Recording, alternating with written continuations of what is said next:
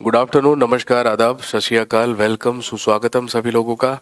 जी class live हो चुकी है। सारे के सारे लोग फटाफट से लाइव आ जाएं। अब ठीक 12:52 हो चुके हैं और आप सब जानते हैं दिस इज 9 नवंबर 2020। आज 9 नवंबर 2020 है। सारे के सारे लोग फटाफट से लाइव आएंगे। जल्दी से मुझे बताइए लास्ट क्लास में हम लोग क्या पढ़ रहे थे और कहाँ तक पहुंच चुके थे। आपकी हेल्थ कैसी है सर?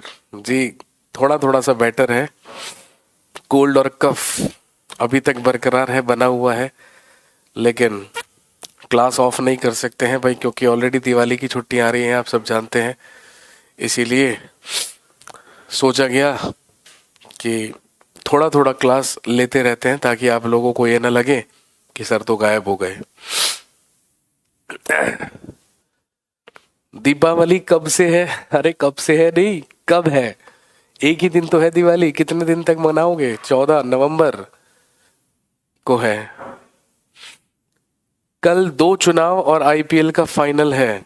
क्लास ऑफ कर दीजिए भाई। आईपीएल तो शाम को होगा, ठीक है, और चुनाव में कौन सा तुम्हें नारे लगाने हैं? जाकर अपने वयस्क मताधिकार का उपयोग कर लीजिएगा 12:45 से पहले पहले, और फिर उसके बाद क्लास कर देंगे स्टार्ट।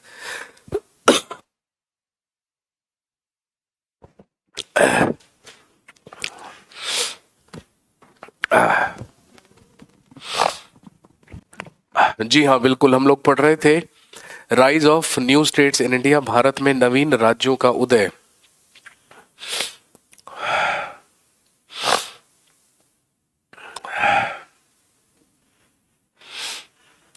चलिए आगे बढ़ते हैं। The topic was rise of new states in India, Bharat में नवीन राज्यों का उदय।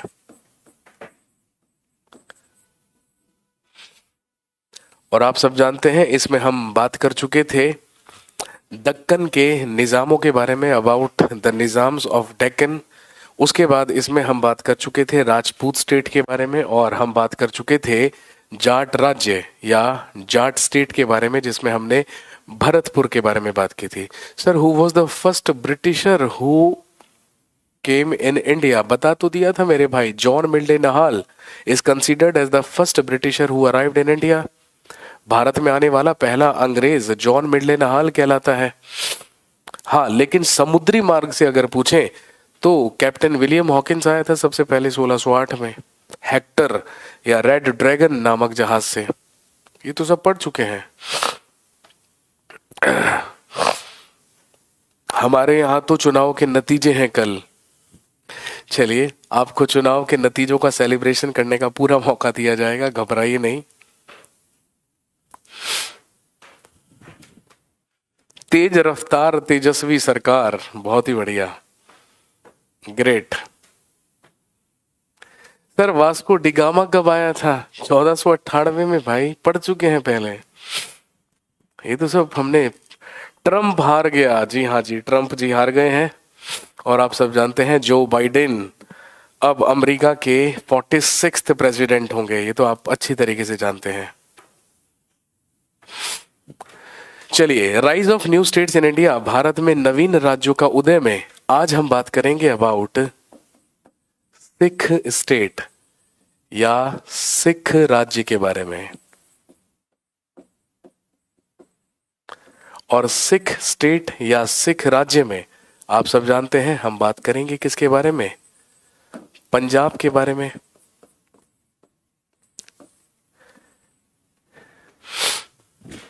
लेकिन आप अच्छी तरीके से जानते हैं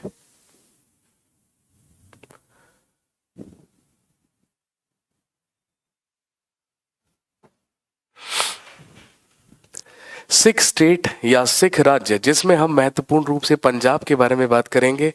और सिख स्टेट को पढ़ने से पहले हम बात करेंगे सबसे पहले सिख गुरुज के बारे में या सिख गुरुओं के बारे में। और आप अच्छी तरीके से जानते हैं कि यदि हम सिखिज्म के बारे में बात करें या हम सिख धर्म के बारे में बात करें तो सिख धर्म के संस्थापक या प्रवर्तक माने जाते हैं गुरु नानक देव।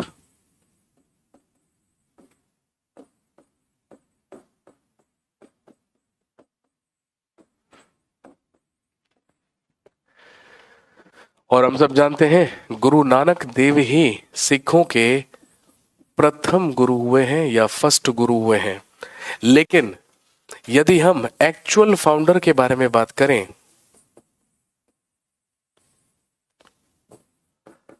या वास्तविक संस्थापक के बारे में बात करें तो आप सब जानते हैं 1699 ईस्वी में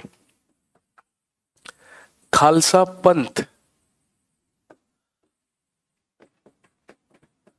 1699 ईस्वी में खालसा पंथ की जो स्थापना है वो सिखों के 10वें गुरु के द्वारा की गई थी जो कहलाते हैं गुरु गोविंद सिंह। और सही मायने में जो सिख धर्म की उत्पत्ति मानी जाती है वो एक्चुअली या वास्तविक रूप से कब से मानी जाती है 1699 ईस्वी से मानी जाती है।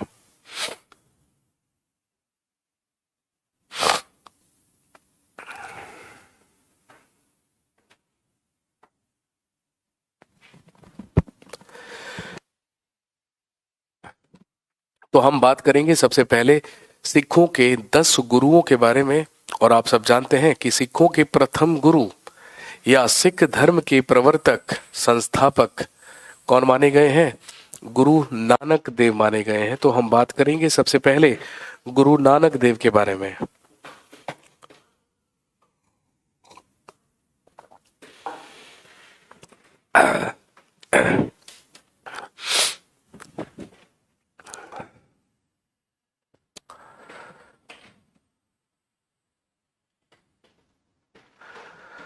तो सबसे पहले हम बात करते हैं अबाउट गुरु नानक देव। दोस्तों आप सब जानते हैं गुरु नानक देव का जन्म 1469 ईस्वी में 1469 में पंजाब के तलवंडी नामक स्थान पर हुआ।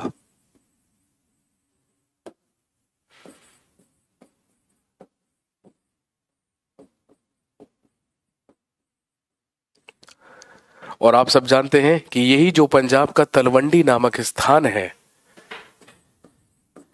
ये एट प्रेजेंट ये वर्तमान में अब कहां पर है? पाकिस्तान में है। और हम सब जानते हैं इसी को अब क्या कहा जाता है? ननकाना साहिब।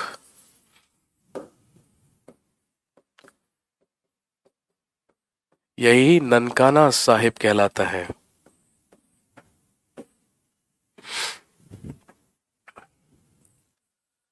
गुरु नानक देव का जन्म खत्री परिवार में हुआ था या ये खत्री जाति से बिलोंग किया करते थे। और इनका जन्म 1469 ईस्वी में पंजाब के तलवंडी नामक ग्राम में हुआ था। पंजाब की तलवंडी में हुआ था जो वर्तमान में ननकाना साहब कहलाता है, जो कहां पर है? वर्तमान में पाकिस्तान में है।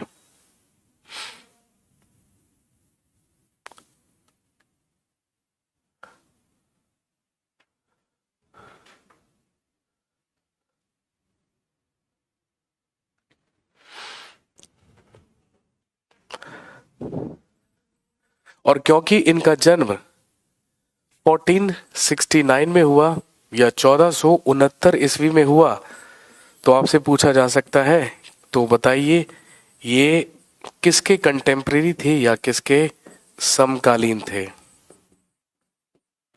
जी जल्दी से बताइए।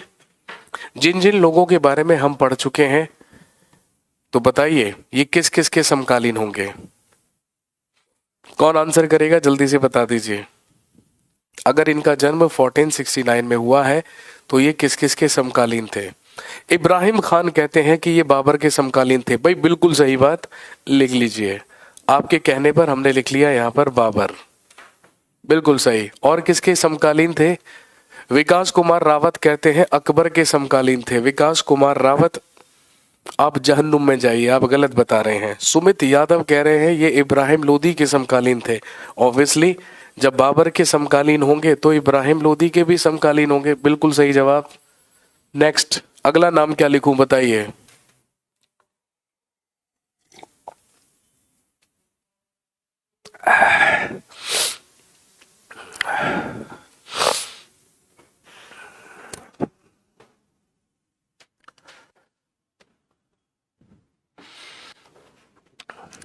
इसके अलावा ये कबीर दास के भी समकालीन थे। प्रसिद्ध संत चैतन्य महाप्रभु के भी समकालीन थे। बिल्कुल, राणा सांगा के भी समकालीन थे। और कृष्ण देव राय के भी समकालीन थे। लेकिन ध्यान रखेंगे मुख्य रूप से प्रथम जैन ने जवाब दिया है चैतन्य। बिल्कुल सही आपने आंसर दिया है। चैतन्य महाप्रभु के भी समकालीन गुरु नानक देव थे। कृष्ण देव राय राणा सांगा के भी समकालीन थे। लेकिन महत्वपूर्ण रूप से, नमस्कार बाबू जी, महत्वपूर्ण रूप से ध्यान रखेंगे केवल दो लोगों के बारे में पूछा जाएगा, बाबर और इब्राहिम लोदी। बस 1 मिनट वेट कीजिए, 1 मिनट में कंटिन्यू करते हैं।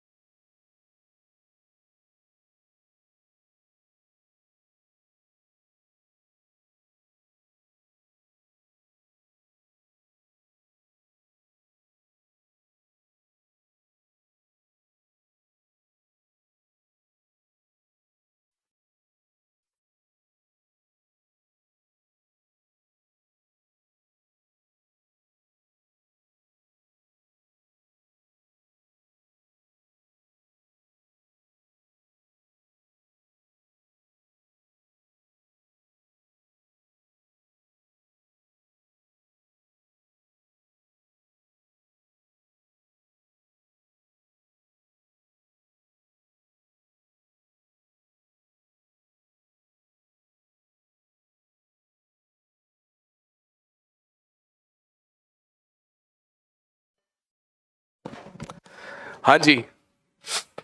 हाँ, खालसा पंथ क्या होता है बेटे? अभी बताऊंगा, जब गुरु गोविंद सिंह के बारे में बात करेंगे ना, तो खालसा पंथ के बारे में ही बात करेंगे।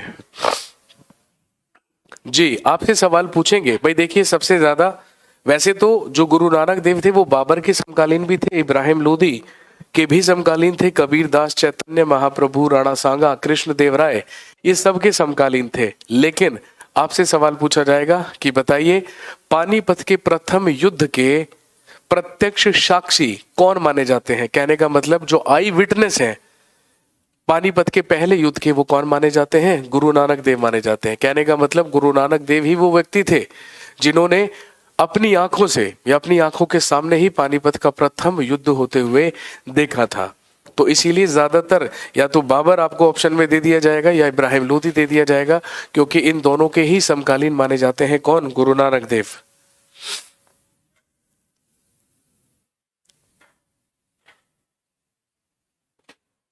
इसके बाद ध्यान रखेंगे, इनके पिता का नाम, हिज फादर वॉज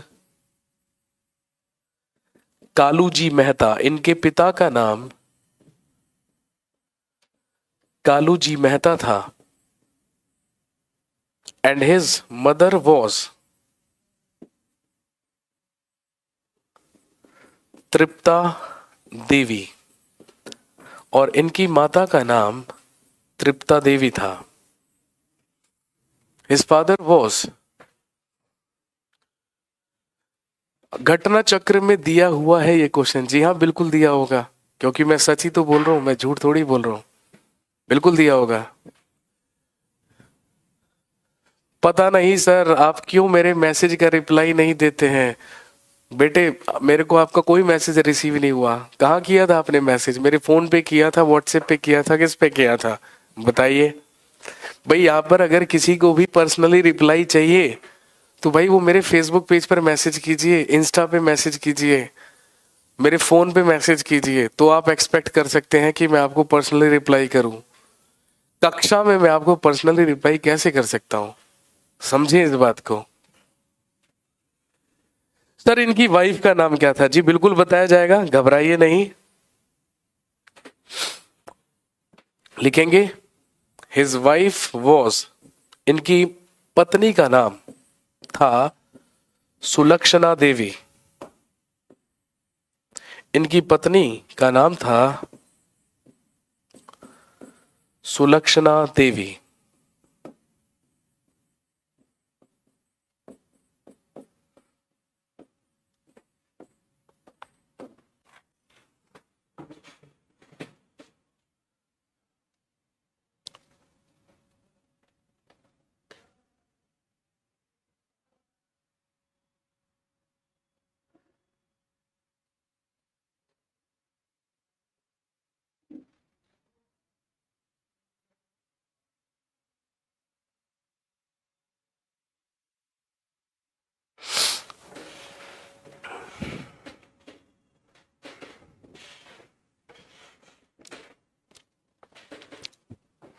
इसके बाद लिखिए,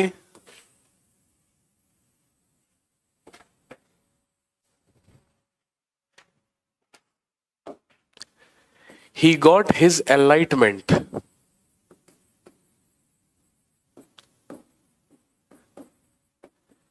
इन्हें महाज्ञान की प्राप्ति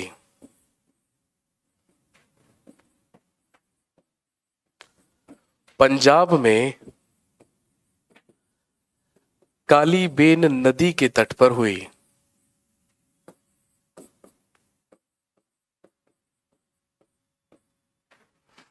और ध्यान रखेंगे, इनके उपदेशों को गुरु अर्जुन देव के द्वारा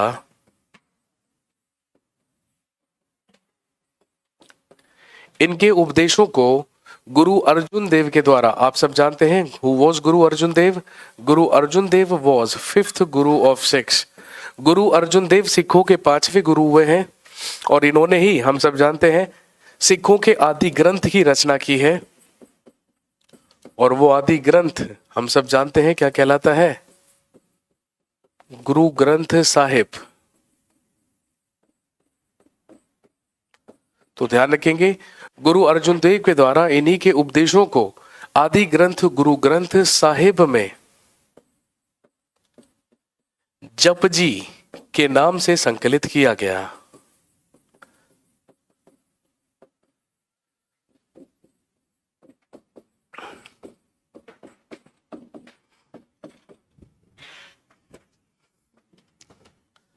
इसके बाद ध्यान रखेंगे, गुरु नानक देव के ही द्वारा गुरु का लंगर प्रथा की शुरुआत की गई।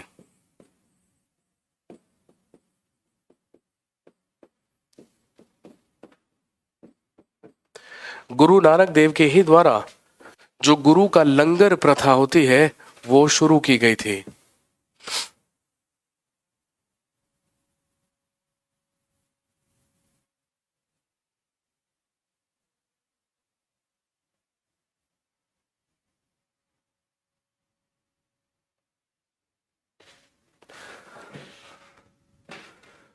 और ध्यान रखेंगे, गुरु नानक देव के उत्तराधिकारी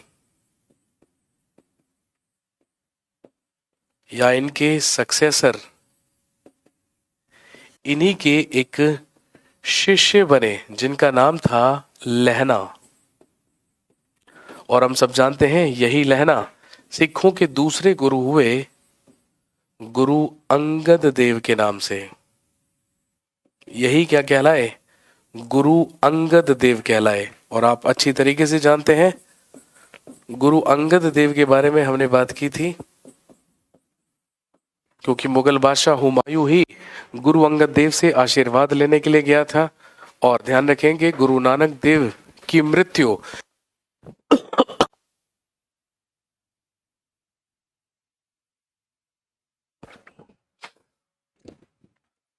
गुरु नानक देव की डेथ या इनकी मृत्यु 1539 ईस्वी में पंजाब के करतारपुर या डेरा बाबा नामक स्थान पर हुई।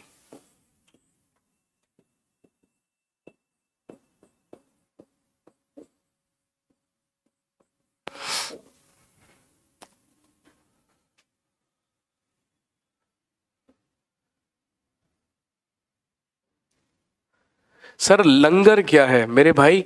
आपने देखा होगा ना, जब हम हिंदू तीर्थ स्थानों पर जाते हैं या हिंदू धार्मिक स्थलों पर जाते हैं तो वहां पर हमें क्या मिलता है? भंडारा होते हुए मिलता है, जहां पर हम क्या करते हैं? भोजन ग्रहण करते हैं या फ्री में ही हमें वहां पर भंडारा मिलता है। बिल्कुल इसी तरीके से सिखिज्म में या जब आप गुरुद्वारों में जाएंगे भाई, जैसे आप सब जानते हैं सिखों का सबसे बड़ा जो तीर्थ स्थान है, जो बिगेस्ट पिलग्रिम है, वो आप सब जानते हैं गोल्डन टेम्पल है, गुरुद्वारा हरमंदिर साहिब। तो वहीं पर आपको क्या मिलेगा? हमेशा 24 घंटे लंगर होते हुए मिलेगा, जहां पर क्या किया जाता है? भोजन प्रदान किया जाता है। तो एक तरीके से भंडारा जिसको हम बोलते हैं हिंदुइज्म में, उसी को सिखिज्म में क्या कहा जाता है? लंगर कहा जाता है। सर दिल्ली में भी मिलता है। जी हाँ बिल्कुल, दिल्ली में भी आप कई सारे गुरुद्वारे हैं दिल्ली में। मजनू टीला साहिब गुरुद्वारा, शीशगंज साहिब गुरुद्वारा, रकाबगंज गुरुद्वारा, बंगला साहिब गुरुद्वारा, ये कुछ दिल्ली के ऐतिहासिक और महत्वपूर्ण गुरुद्वारे हैं। तो आप कहीं पर भी जाएंगे तो आपको वहां पर लंगर जरूर मिलेगा।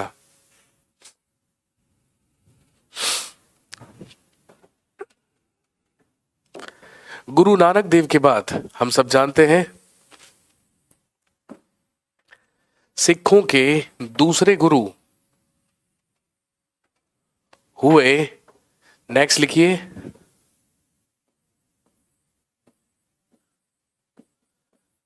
गुरु अंगद देव।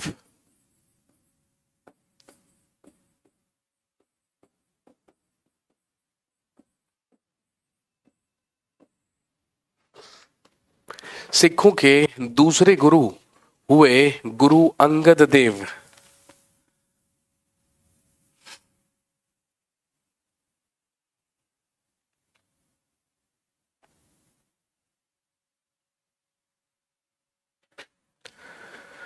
और ध्यान रखेंगे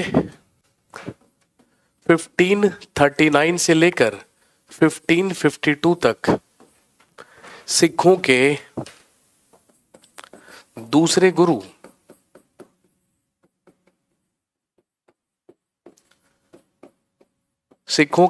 गुरु ही कौन हुए? गुरु अंगद देव। और हम सब जानते हैं इनका वास्तविक नाम लहना था। दो महत्वपूर्ण सवाल जो पूछे जाएंगे किनसे? गुरु अंगद देव से। सबसे महत्वपूर्ण योगदान लिखेंगे ही डिस्कवर्ड गुरुमुखी स्क्रिप्ट। इन्हीं के द्वारा गुरुमुखी लिपि का आविष्कार किया गया।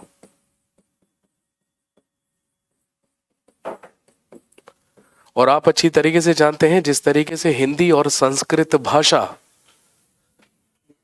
देवनागरी स्क्रिप्ट या देवनागरी लिपि में लिखी जाती है, बिल्कुल इसी तरीके से आप सब जानते हैं कि जो पंजाबी भाषा है, जो पंजाबी लैंग्वेज है, वो किस स्क्रिप्ट में लिखी जाती है? गुरुमुखी स्क्रिप्ट या वो गुरुमुखी लिपि में लिखी जाती है। और आप अच्छी तरीके से जानते होंगे भाई कुछ कुछ इसी तरीके से क्या लिखते हैं? पंजाबी भाषा लिखते हैं।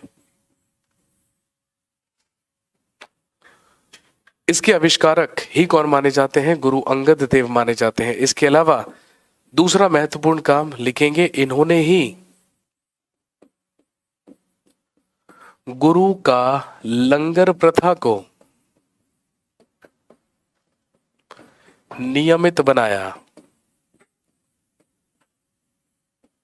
इन्हीं के द्वारा गुरु का लंगर प्रथा क्या बनाई गई थी? आप सब जानते हैं नियमित बनाई गई थी।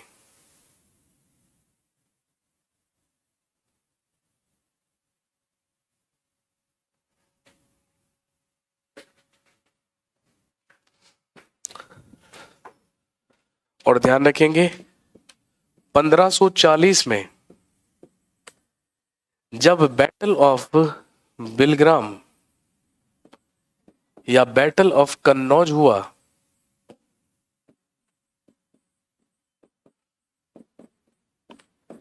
बिलग्राम या कन्नौज का युद्ध जो किस किस के बीच हुआ था? हुमायूं और शेर शाह सूरी के बीच हुआ था। तो इस युद्ध में शेर शाह सूरी ने हुमायूं को पराजित करके मुगल साम्राज्य खत्म किया था। और आप सब जानते हैं कि हुमायूं को इसमें बुरी तरीके से पराजित किया था। और दोस्तों ध्यान रखेंगे इसी बिलग्राम के युद्ध के बाद, शेर शाह सूरी से हारने के बाद, मुगल बादशाह हुमायूं गुरु अंगद देव से आशीर्वाद लेने गया था।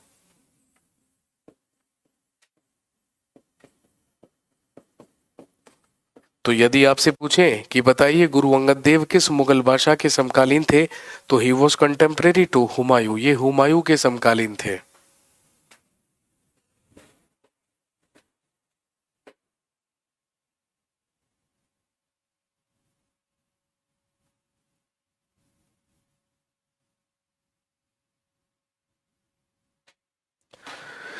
गुरु अंगद देव के बाद इनके उत्तराधिकारी सिखों के तीसरे गुरु हुए, लिखिए गुरु अमरदास।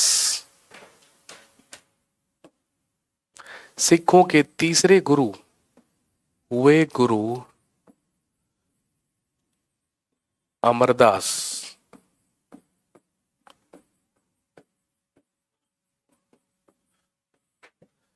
जो 1552 ईस्वी से लेके 1574 ईस्वी तक सिखों के तीसरे गुरु हुए।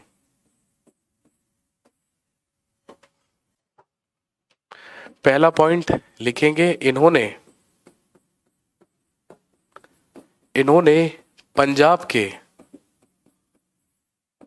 गोइंदवाल में अपनी गद्दी स्थापित की।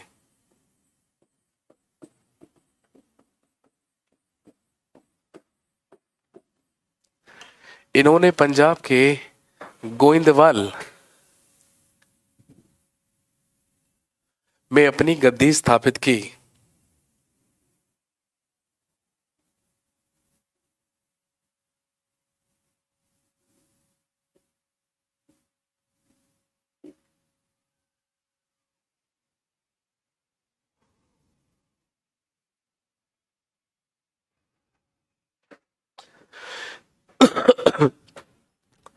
ध्यान रखेंगे, ही वॉज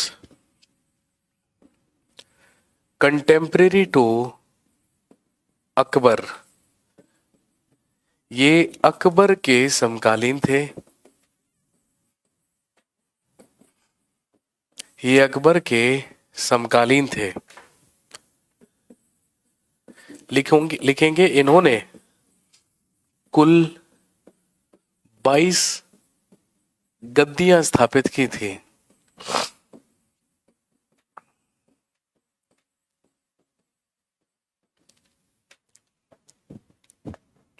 और गोइंदवाल में ही अकबर ने इनसे भेंट की और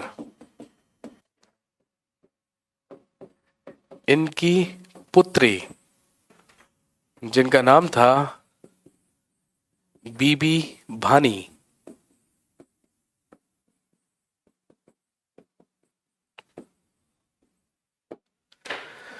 गोइंदवाल में ही जाकर मुगल बादशाह अकबर ने इनसे मुलाकात की थी, इनसे भेंट की थी और इनकी पुत्री बीबी भानी को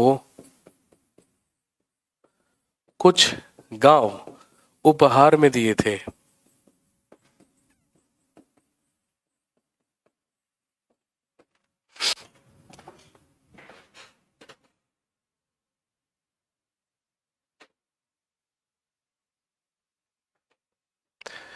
हाँ, प्रिया त्रिपाठी जी कह रही हैं Akbar granted 500 bigha of land to Guru Amar Das. नहीं बेटे प्रिया त्रिपाठी जी, अकबर ने 500 बीघा जमीन गुरु अमरदास को नहीं, सिखों के चौथे गुरु गुरु रामदास को दी थी, जिस पर गुरु रामदास के द्वारा एक नगर बसाया गया था जिसको चक गुरु या रामदास नगर कहा जाता था, जिसे आप वर्तमान में अमृतसर के नाम से जानते हैं। और क्योंकि अमृतसर के फाउंडर संस्थापक गुरु रामदास हुए, इसीलिए Amritsar international airport is known as Guru Ramdas ji international airport.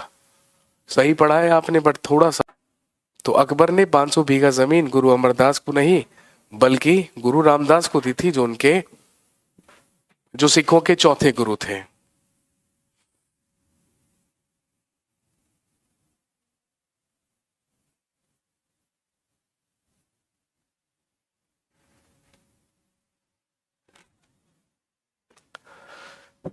Next, अगले लिखिए, सिखों के फोर्थ गुरु,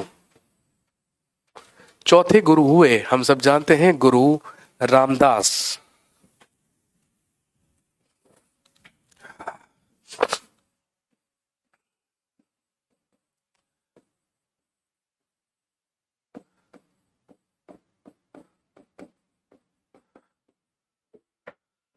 (1574 ईस्वी से लेके 1581 ईस्वी तक गुरु रामदास सिखों के चौथे गुरु हुए। और हम सब जानते हैं he was also contemporary to Akbar. ये भी अकबर के समकालीन थे और अकबर के अच्छे मित्र भी थे। सिखों के तीसरे गुरु गुरु अमरदास के ही ये शिष्य भी हुआ करते थे और उनके दामाद भी हुआ करते थे। और इन्हीं को इन 1577 अकबर गिफ्टेड 500 बीघा लैंड। गुरु रामदास को ही 1577 ईस्वी में अकबर ने 500 बीघा भूमि उपहार में दी थी, जिस पर इन्होंने एक नगर, एक शहर की स्थापना की थी जिसे रामदास नगर या चक गुरु कहा जाता था। और आप सब जानते हैं यही रामदास नगर या चक गुरु ही वर्तमान में क्या कहलाता है? अमृतसर।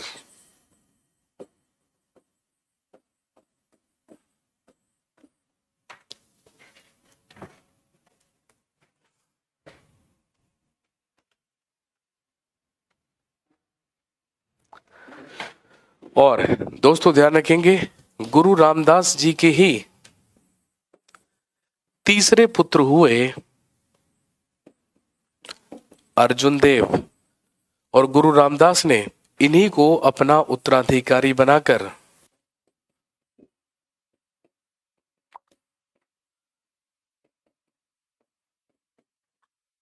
गुरु के पद को पैतृक बनाया। और क्योंकि गुरु का पद पैतृक बन गया, इसीलिए गुरु रामदास के बाद आप सब जानते हैं सिखों के पांचवें गुरु हुए गुरु अर्जुन देव।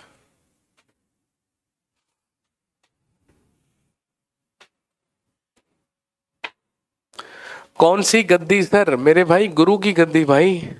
और कौन सी गद्दी?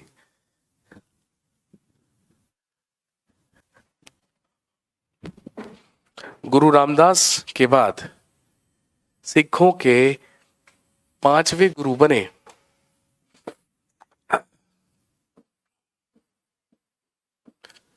गुरु अर्जुन देव।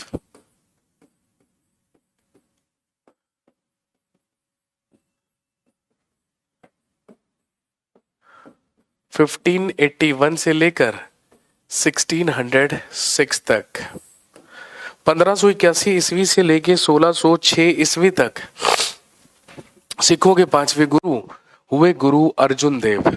एक मिनट रुकिए बस, मैं जरा गर्म पानी लेकर आता हूं।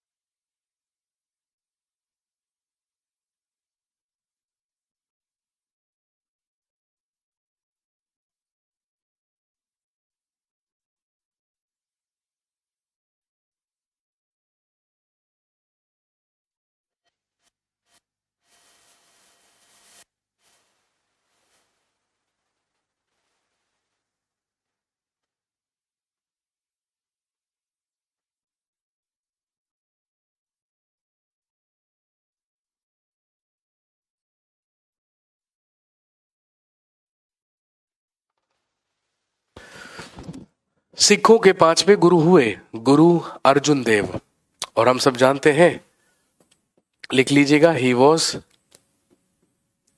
Contemporary to Jahangir. ये मुगल बादशाह जहांगीर के समकालीन थे।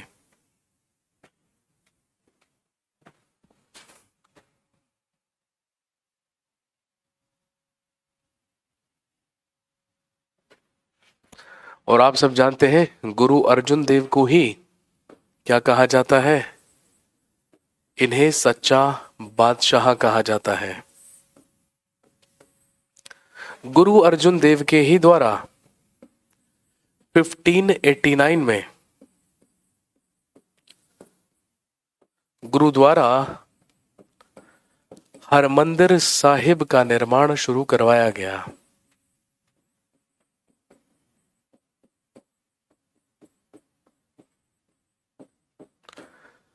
तो गुरु अर्जुन देव के ही द्वारा हरमंदिर साहिब गुरुद्वारे का निर्माण शुरू करवाया गया था, जिसे आप कॉमनली स्वर्ण मंदिर या गोल्डन टेम्पल के नाम से जानते हैं।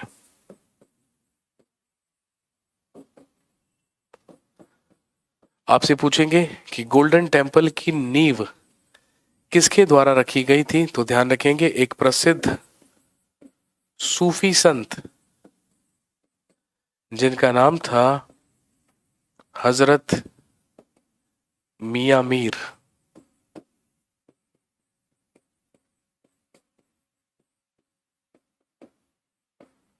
हजरत मियां मीर के द्वारा ही गोल्डन टेम्पल की नींव रखी गई थी? 1489 में हुआ था? नहीं मेरे भाई, 1489 नहीं, 1589।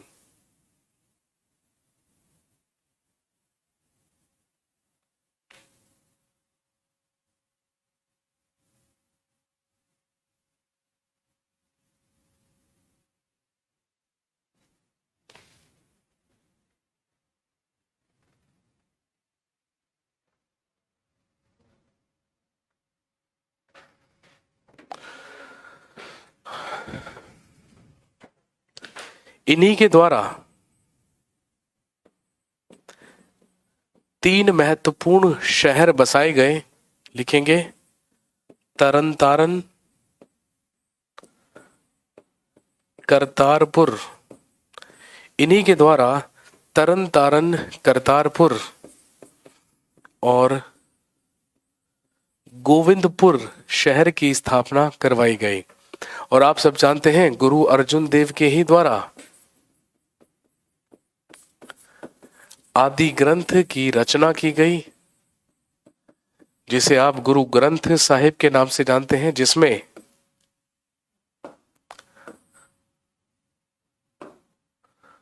पांच गुरुओं की वाणी और 18 हिंदू संतों की वाणी का संकलन है।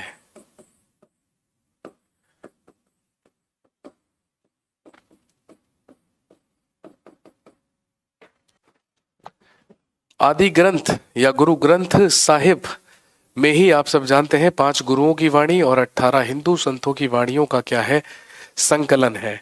लेकिन जब जहांगीर मुगल बादशाह बना और जहांगीर के शासनकाल में ही जहांगीर के बेटे खुसरो ने जहांगीर के खिलाफ विद्रोह किया, जिसे कहा जाता है खुसरो का विद्रोह।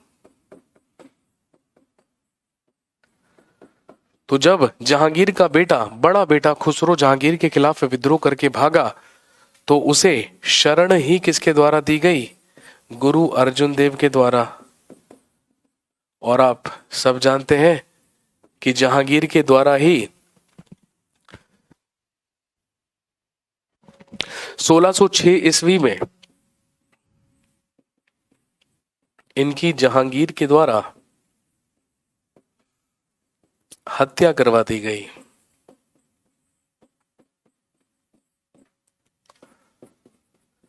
इनकी हत्या जहांगीर के द्वारा 1606 ईस्वी में करा दी गई थी।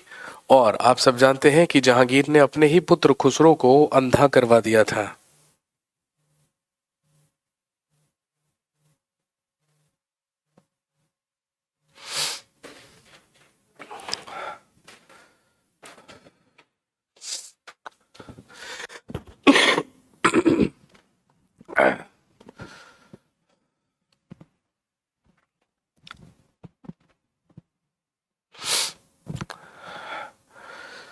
चलिए कहानी को यहीं पर रोकते हैं। कफ और कोल्ड बहुत ज्यादा हो रहा है, तो बार बार बोलते हुए ना खांसी उठ रही है। तो कल मिलेंगे दोबारा से, और छुट्टी नहीं करेंगे, घबराइए मत। छुट्टियां तभी होंगी जब ऑफिशियली होंगी। थोड़ा थोड़ा आगे बढ़ाते रहेंगे सिलेबस को। चलिए कल मिलते हैं, और कल हम बात करेंगे सिखों के 6ठे गुरु से लेके 10वें गुरु गुरु गोविंद सिंह तक। और उसके बाद हम बात करेंगे बंदा सिंह बहादुर, महाराजा रणजीत सिंह और उनके उत्तराधिकारियों के बारे में। थैंक यू वेरी मच, शुक्रिया, धन्यवाद, हैव अ नाइस डे।